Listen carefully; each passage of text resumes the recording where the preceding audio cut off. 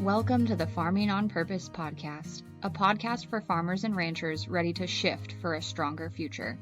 Today's challenges in agriculture are new, but the grit and determination required to be successful are not. On the Farming on Purpose podcast, you'll hear how producers of all sizes and practices are moving mountains for things they believe in, all in the name of an industry that keeps growing and innovating for a stronger food system and stronger farm families. I'm your host, Lexi Wright, and I'm excited to discuss where producers are finding success, challenging the status quo, striving for better, and keeping our heritage alive, all while producing the food we depend on.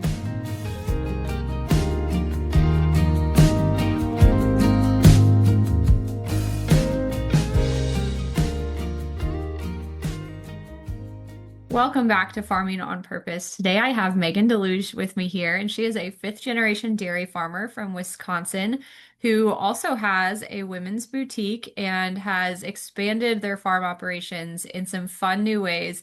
Megan, welcome to the show. I'm so excited to hear more about your farm story and what you guys have been doing to make it business savvy. Do you want to tell us just a little bit more about yourself and kind of the journey you guys have been on to get to where you're at now?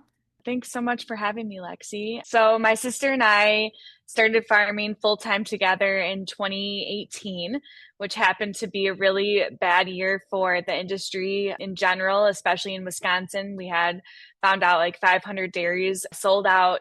And so we were so excited because we're the youngest siblings, we're best friends, and we finally had this opportunity to farm together. Erin had been farming with our brother prior, and then I was able to have a chance at farming with her. And so quickly we decided to diversify. We were already educating students in our hometown on agriculture for a nonprofit organization. And we thought, why don't we bring this into our own farm and do our own thing? So we opened up farm camp tours, field trips, and it's kind of just been a really well-oiled machine ever since. And then, so that was in 2018. Obviously, we took a pause for COVID when that happened. And then we had opened a women's clothing store out of my front porch in 2021. We were just multi-passionate people, I guess. So we wanted to embrace our femininity and find another way to diversify and to share our passion of, our fashion. And so we started that. And then in 2022, we ended up building a shop on the farm. So it's a dual purpose. It's got our boutique in it. And then it has our, where we meet with the kids for farm camp, where they can do lunch and snacks and arts and crafts and all of that. And along this way, we've been sharing our story on social media for 10 plus years. And through running different businesses and trial and error and messing up along the way, we now coach other farmers, ranchers, entrepreneurs to build their brand and tell their story on social media. Very cool. Well, it sounds like you guys have had kind of a wild few years there. What kind of, as you guys got started farming together, was that always the dream? How did that come about? Or was that just something that kind of happened circumstantially? I think many people who listen to your podcast can probably relate that there's always some type of family dynamic. So my sister had been farming with our brother for, 12 years before that. They had a falling out and just family dynamics, as we all can probably relate to that.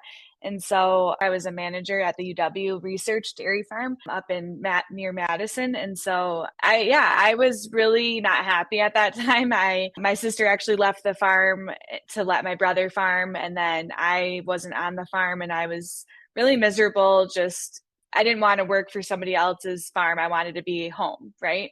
So we were both just in a really hard time. And then it just happened that my, brother walked away and we got to step in, and we really took that opportunity to grow and diversify and kind of just mess up and figure it out along the way so that we could keep that going in the family for more generations to come.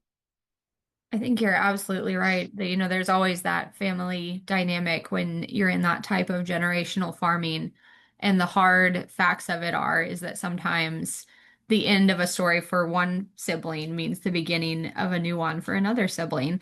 And right, wrong, or indifferent, that is just how it sometimes works. So I'm glad you guys are getting to keep the farm in the family and kind of figure out what that looks like for you individually as sisters.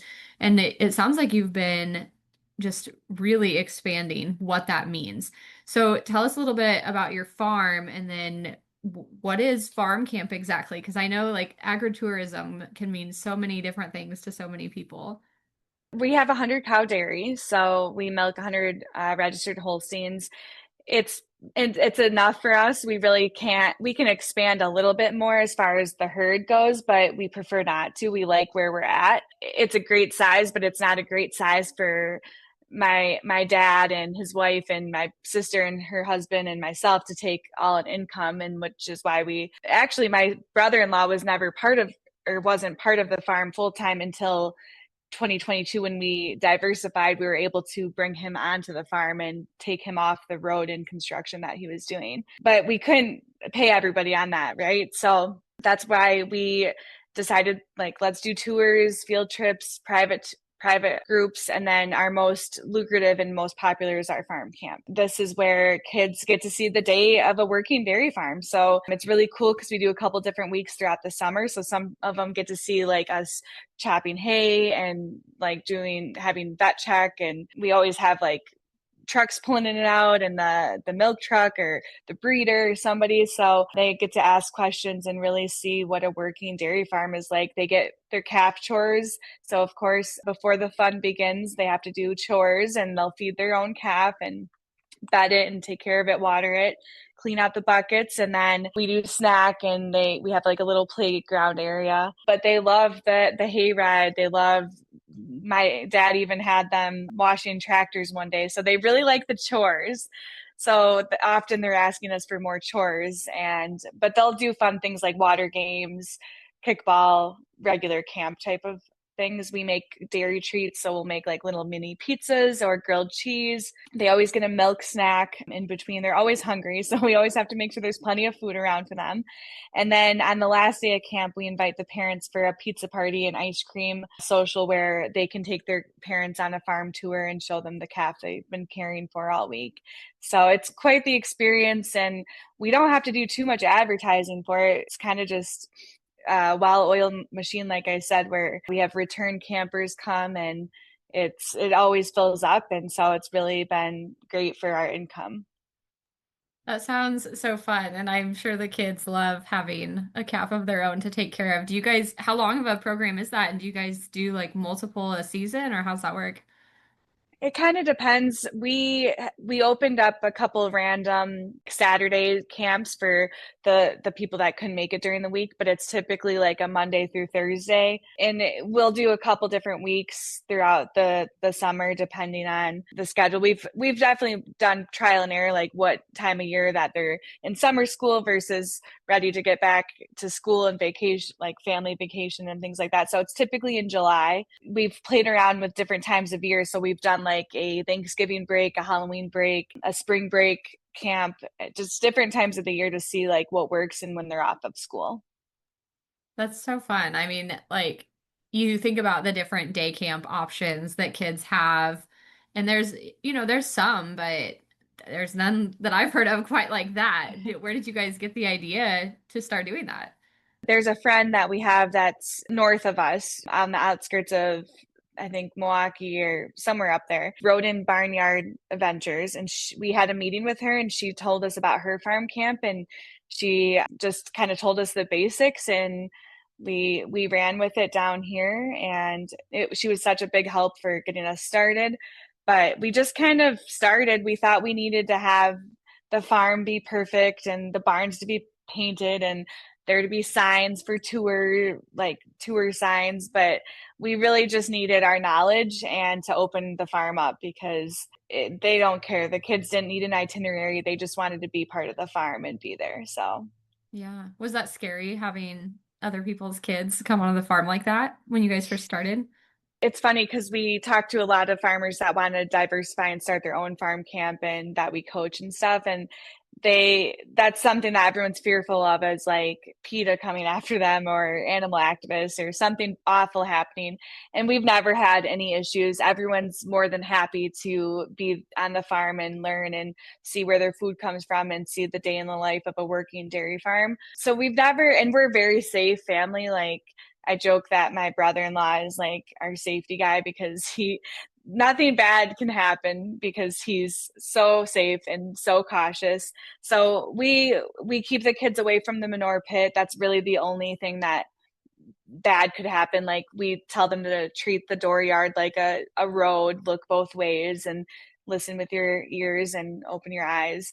But yeah, I mean, it's always a little anxious when you have kids, but we've gotten, high school kids that volunteer, and some other parents might volunteer for a day or so. So that helps to have extra eyes on the kids. But we have a limited group so that we're not chasing around 30 kids in one day on the farm. That would get a little intimidating.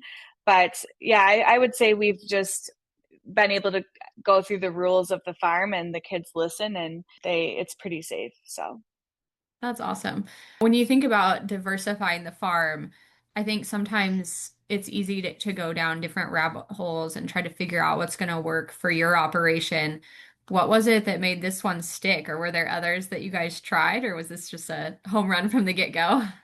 yeah, I remember one day we were sitting in the barn with my dad, and we were just all kind of brainstorming different ideas. Like, my dad thought we could start like aqua agriculture, like having some fish or raising or bagging our manure and selling that, or just different things that we were thinking about. And nothing sounded that exciting for us except for teaching kids, because we were already doing that. We wanted accurate information going out because that's how we started on social media as well, telling our story and making sure consumers knew the truth and they could trust the farmer, right? So we knew that it was the least amount of overhead, right? So all we had to do is buy some snacks. We have the kids go home with t-shirts and the pizza party. But other than that, some games and balls and kickballs and stuff. But otherwise, it was the least amount of output and the most amount of input that we could have.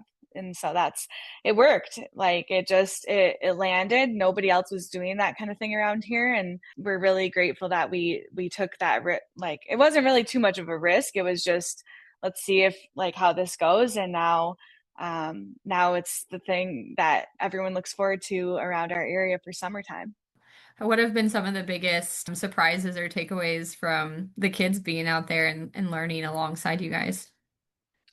I think that the parents also aren't familiar with the lifestyle. Mhm. There's a few, but it's not just the kids that we have to teach, but it's the parents. And so I think it's important for everyone in agriculture to share their story and to open their farm up either on social media or locally, for people to come and really understand like the farm life. It's not, the stereotype like pitchfork old guy with bib overalls on. It's very different. There's not a lot of farms that have one, beef cow, one dairy cow, one chicken. You're very much specialized. That's probably our number one question, is what other animals do we have? And I shouldn't say just, it's plenty of work, but we specialize in dairy. So that's what we're educating, and that's what we're producing on the farm is milk. That's really cool that you guys are able to make an impact in your community that way. I think about some of the ag education opportunities available to kids, whether it's like ag in the classroom or like FFA groups doing some of that. But that's like a very limited amount of time where you guys have them on the farm for days at a time, showing them all the ins and the outs. I mean, that's something that could probably impact those kids' careers someday, which is just really cool to think about. Yeah, we actually just hired our third part-time relief milker employee, and she was a farm camper. She had been Aw. through farm camp many years, and now she works for us, and she loves it. And she didn't come from a farm, but it's really cool to see just like that evolution. The other two kids that work for us are awesome as well, and they don't come from a farm, but they get to experience that and they love it. So we've been really blessed with having that as well. That's cool. Now, you guys have diversified in other ways. I want to touch on some of those things too, because I think it's important to recognize like when you're trying to diversify the farm, it's usually not just one answer. Like there are multiple answers that kind of play a role there. So what else are you guys? You mentioned the boutique and like Hmm. some consulting. You want to talk more about that? Yeah, we have our women's clothing store. We're actually under construction right now. We were wanting to rebrand, revamp things in 2026. We ended up taking our women's clothing store downtown in our local community, mostly because we wanted just to see what would happen. Like we were doing well online, but we are off the beaten path on the farm. So we thought, location, location, location. And turns out it really wasn't. It was our online that was sustaining us downtown. It was just it was election year. It was just a hard year for everybody. And we didn't need that overhead, right? We already had this building. So that's kind of where we're in a transition phase with that. And it is hard. Retail's not easy, right? So that one, we've definitely had a lot of trial and errors over the last 5 years with that business. And so we're kind of under construction in that regard. We don't want to be confined to our zip code. So you can reach 5.4 billion people from the palm of your hand. And so that's where we're honing in on social media storytelling. We've done this for 10 years. We've been coaching for 2 years. We do some consulting where we'll work with a business or a rancher and create content for them. But primarily we're doing one-on-one coaching. We also have a free membership that people can join to learn how to start sharing their story. That's been a great way to diversify our income and then also help other farms and other ranchers diversify and make some money on social media and monetize and creating offers. And like the goal is never to make $1 million. It's about to keep 1 million farms going and in their family and in the generations to come. And so I highly, highly recommend anyone that's listening to start sharing your farm story because everyone's story is different and it makes such an impact in the consumers as well. Absolutely. I think what you said there is it's not about, necessarily reaching 1 million followers or making $1 million on social media content. It's about keeping the farmers on the farms. What kind of tips do you have for maybe first time people who are trying to get started online or trying to start sharing their story for the first time? What do you tell folks in your free membership to do first? The first thing is to take action. So I don't know if I can swear or not on this podcast, but you really have to mess it up and figure it out. So just be okay with the not knowing and just throw some noodles at the wall, see what sticks.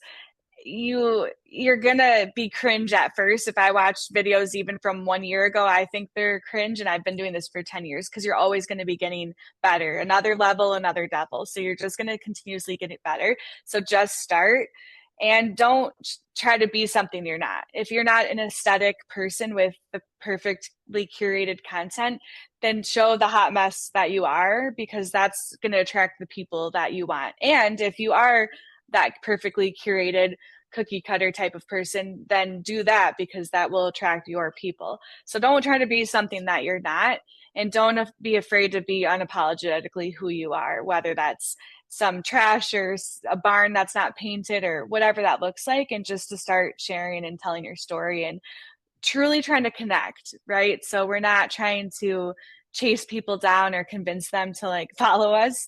It's just truly connecting and building those relationships that are going to turn into those diehard followers that eventually will turn into customers and clients. I think that's one of the hardest things to get past when you start putting things out online about yourself or your farm is it's pretty hard to hide behind a wall at that point because you're showing them a window into your real life, your real farm. What are some of the things that you've had to come to terms with as you've been creating content and promoting your businesses online with that? I would say you really can't care too much about other people. You're going to have the occasional troll. You're going to have somebody that, comes at you and wants to speak poorly about farmers. And, we've had some nasty slander at us, but it's that's far and few between. There's far more good people in the world than there are bad people. And so if you're going to focus on the negative, you're going to get more negative. But if you focus on the positive, you'll get more positive.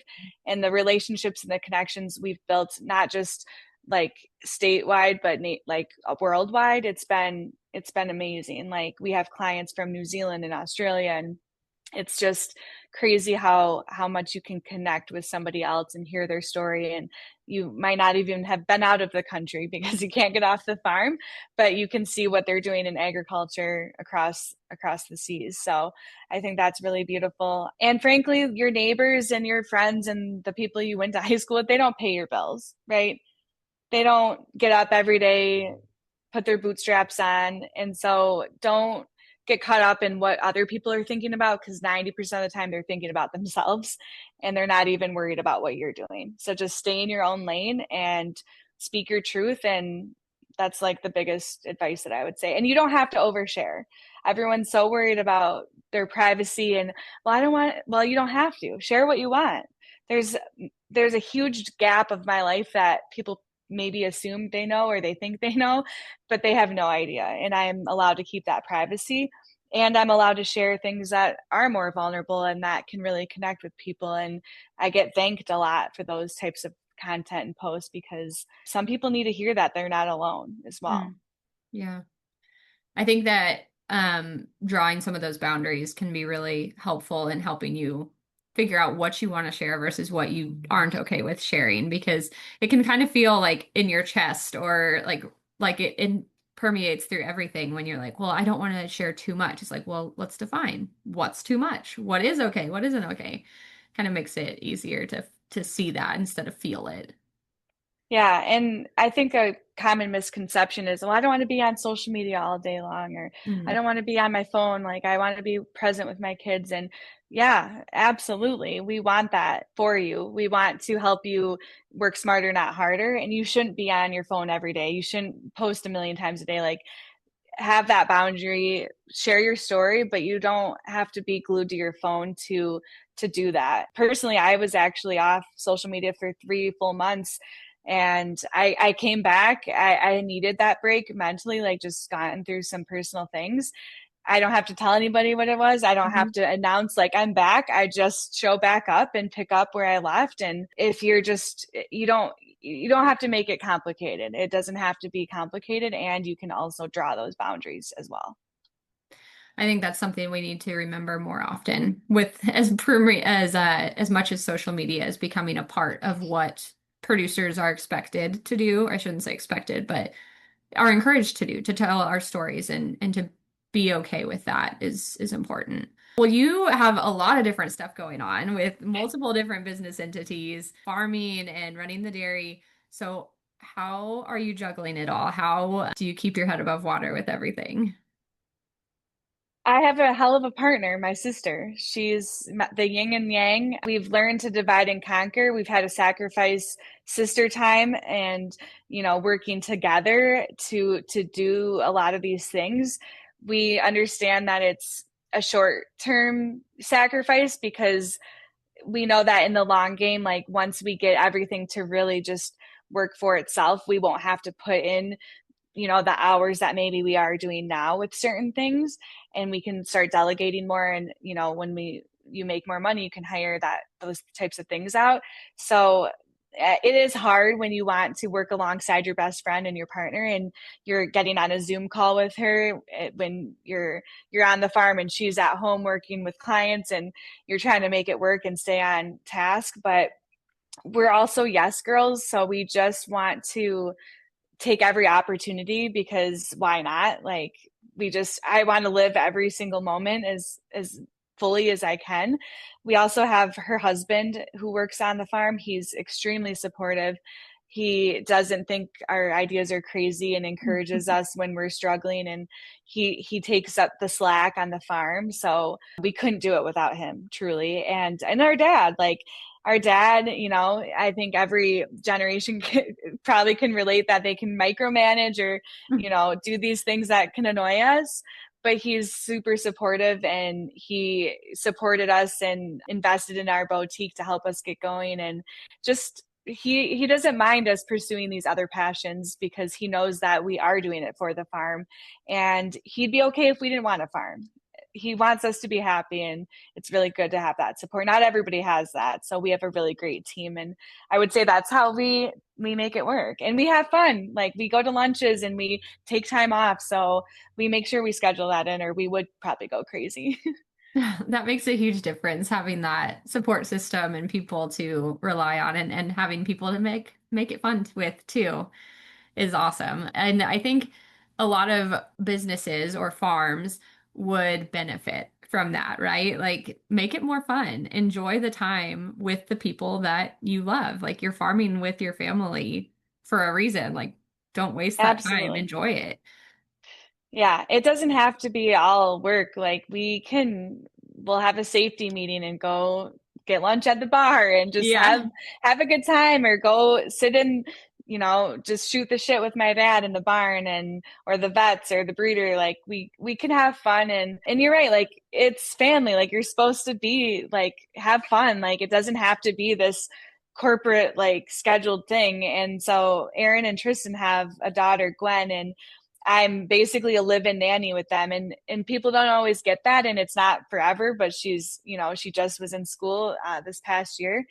And so when you're three people farming and you have to get up at 4 a.m. Well, you can't bring the kid every time when you don't live on the farm. Hmm. And same with evening. We can't keep her in the barn until 7 p.m. when she's got to get dinner in school. So it just works for us. And I love it because I get to spend so much time with her, and you'll never get those years back either. So I'm really glad that we just have this really cool thing going, and it might not be conventional for some people, but it works for us.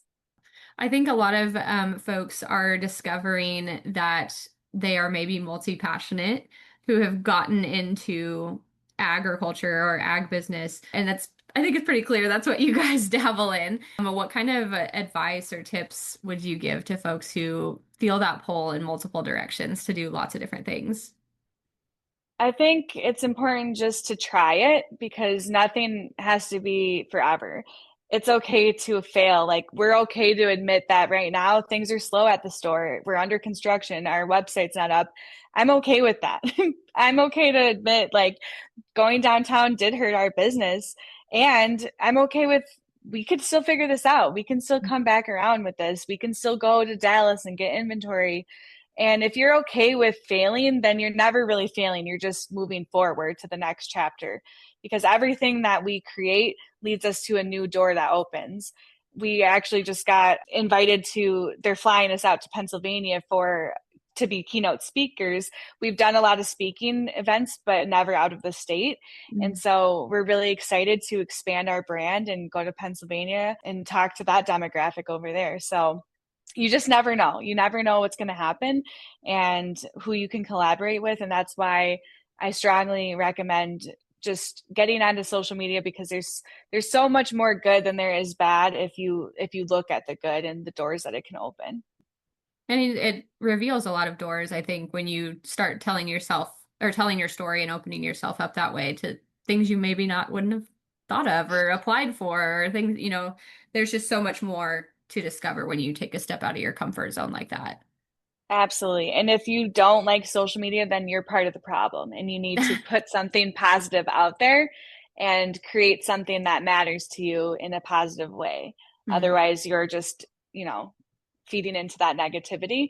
And there's negativity for everything. There's negativity in families and farms and other businesses, and you'll have that, but just that's why it's important to use your voice and just share your message and be genuine. Just be a human on the internet, like, genuinely connect, and that's all you have to do. Yeah, definitely. I was watching a content creator talk about that kind of topic of, we live in such a consumer culture. Everything is about consuming content, consuming things. And if you don't like that, then the only other option is to be a creator, to put Mm-hmm. things out in the world that change that.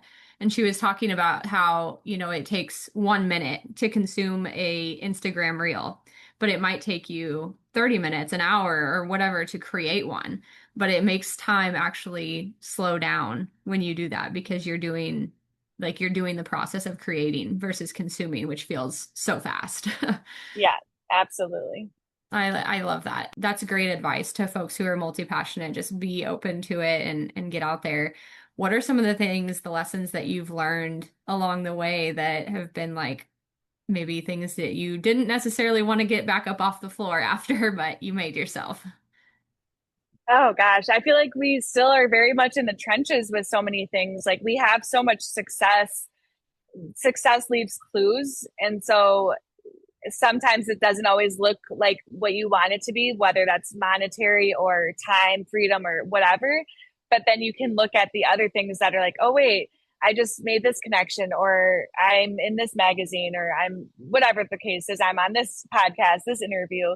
And so I think it's just focusing on what you are doing right, because there's so many times that we wanted to just throw in the towel. Like we've had bad mindsets, we've had bad days, we've had a lot of no's. We've had 20 no's in a row. And then all of a sudden you get that yes, and it does change your life. It does change your income. It does create more impact. So if you can be okay with rejection and failure, but you don't stop, then you're going to have the success. It's easy to give it up, but I think most farmers and people in agriculture are pretty resilient and gritty. And so if you have that, just being born and raised in agriculture on a farm, then taking these other chances, it's going to be the same as farming. Like you still got to get up and milk the cows. You still got to feed everybody. Like you still have to, on Christmas morning, on, the coldest winter, harshest winter, you have to get it done. So just don't give up. Like you'll have a troll comment, you'll have, negatives in your bank account, but you just have to keep going. And I've experienced it all. I've experienced the negatives in my bank account. I've experienced, texting my dad, can I get my paycheck early? I've like all of the night sweats, the stress, but I've also experienced so many rewarding things. So you just have to be okay with taking risk, putting things on credit card, maybe if you need to support yourself, and then you'll see the results come, and the outcome will be much greater than that scary moment you had. Yeah, keeping the dream alive.